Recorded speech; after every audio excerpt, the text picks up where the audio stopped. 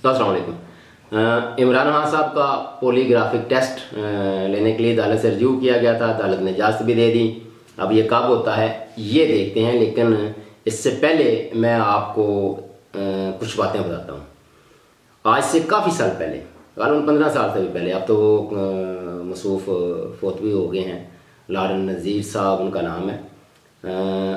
वो Pakistan welfare union ने Norway एक तकरीब रखी थी 14 अगस्त के हवाले से। हर साल यहाँ जो पाकिस्तान की तंजीमें हैं ओवरसीज़ में, तो वो यौम आज़ादी के हवाले से तकारीब मुनक़्क़द करती हैं। तो वहाँ लॉर्ड नज़ीर साहब भी आए थे और उन्होंने जो एक तो बुश ये आया था ना 9/11 वाला, इसका बाब था वो जब इराक़ की जंग के दौरान जो सारे सिलसिले बनते, उस वक्त वो सदर था अमेरिका का।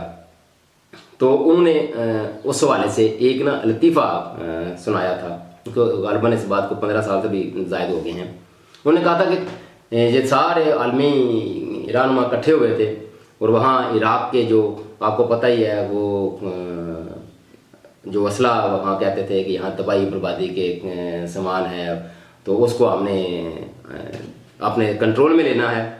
वेपन्स ऑफ मैस डिस्ट्रक्शन, वो उस जंग में वजह बनी, उस जंग की वो आज तक नहीं मिले।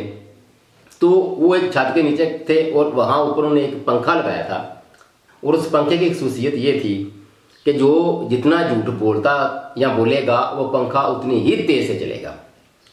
तो लॉर्ड नज़ीर साहब ने वो लतीफ़ा सुनाते हुए कहा कि मुख्तलिफ हुक्मरान आए, वो किसी के बात करने से जब वो पंखे के नीचे आके बात करता था तो वो चलता ही नहीं था, हिलता भी नहीं था। कुछ आए तो वो हल्का सा चले, कुछ आए थोड़ा सा तेज़, कुछ आए उससे ज़रा तेज़। और जब उस बड़े बुश की 92 वाले जो जंग थी, जब बुश की बारी आई ना सदर की, तो वो पंखा इतनी तेज़ से चला कि वो फिर रुकने का नाम नहीं ले रहा था। वो मुझे लगता है उसका कैपेसिटर भी सड़ गया होगा, वो जितनी तेज़ से चला। यानी वो इंतहा दर्जे का झूठा था। तो और मुझे ये असल में पॉलीग्राफिक टेस्ट के हवाले से ये याद आया वाक़या। तो मैं कहता हूँ कि अभी पॉलीग्राफिक टेस्ट जो खान साहब का लेना है, हमने जो इजाज़त दी है, तो बड़े शौक़ से लें। लेकिन मैं सोच रहा हूँ कि ये ज़ाहिर है फिर खान साहब का नहीं होगा, एक तो ये फिर बात चलेगी और बहुत सालों का होगा। तो मैं सोचता हूँ कि जब ये शरीफ फैमिली से इसका टेस्ट होगा तो क्या होगा, खान साहब से लिया जाएगा तो क्या होगा, मिलिट्री इस्टेब्लिशमेंट के चंद लोगों का इलेक्शन के हवाले से, सियासत में मुदाखलत के हवाले से टेस्ट लिया गया तो फिर क्या होगा। और उसके बाद फिर इसको जो उनके साथ उस वक़्त बी कैटेगरी में आते थे, सेकंड जो दर्जे की सियासतदान होते हैं या क़ियादत होती है, उनके टेस्ट लिए गए तो क्या होगा। अदा सिलसिला रुकेगा नहीं, क्योंकि पाकिस्तानी 25 करोड़ आवाम ये सिलसिला रुकने नहीं देगी। किसी एक का टेस्ट नहीं होगा, फिर बहुत सारों का होगा। तो मैं सोच रहा हूँ कि अगर हो सकता है चंद एक का टेस्ट जब लें या खान साहब का अगर लेते हैं तो हो सकता है कोई दिल की धड़कन थोड़ी बहुत आगे पीछे हो जाए, वो मशीन भी कोई थोड़ी बहुत उसमें भी कोई लाइट्स ऑन ऑफ हूँ। लेकिन मैं सोच रहा हूँ कि जब मियाँ साहब का टेस्ट लिया जाएगा और लंदन फ्लैट का पूछा जाएगा तो वो उस मशीन की हालत क्या होगी, वो तो फट जाएगी।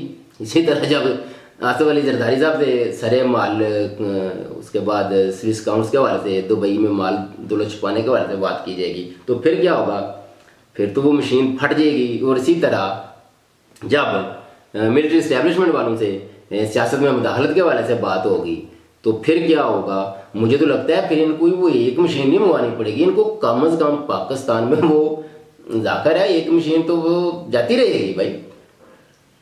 इनको तो कुछ लाख के करीब में हो सकता है मंगवानी पड़ जाए वो मशीनें, क्योंकि वो बहुत सारी मशीनें इस पॉलीग्राफिक टेस्ट में हमारे पाकिस्तानी सियासतदान बशमोल मिलिट्री सियासतदान उस मशीन को जलाकर राख कर देंगे। आगे आप अंदाज़ा कर लें।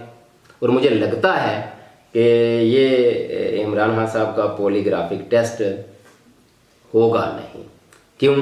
क्योंकि मैं तो चाहता हूँ कि 9 फरवरी के किरदारों से का भी पॉलीग्राफिक टेस्ट होना चाहिए और 9 मई के किरदारों का भी पॉलीग्राफ टेस्ट होना चाहिए। और यकीन करें इसमें किसी सियासतदान का भला हो ना हो, उनका तो सत्यानाश ही होगा। ये 25 करोड़ वाम का भला बहरहाल ज़रूर हो जाएगा। تو لہذا پلیز جتنی جلدی کریں اس پر عمل درآمد کریں، اور 25 کروڑ عوام یہ بےتاب ہے اس سچ اور جھوٹ کو جاننے کے لیے، اور سچ اور جھوٹ کو جان کر دیں تاکہ انصاف قائم کرنے میں کچھ آسانی ہو جائے۔ اب تک کے لیے اتنا ہی، اللہ حافظ۔